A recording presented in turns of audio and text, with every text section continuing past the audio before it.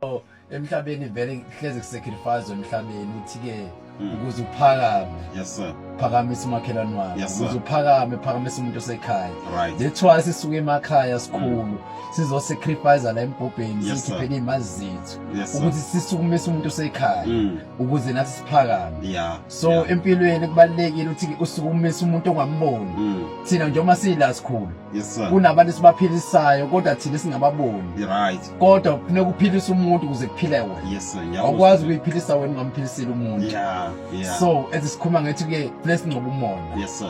So empilweni akufanele ube nomona, kufanele ubuse umona empilweni yakho.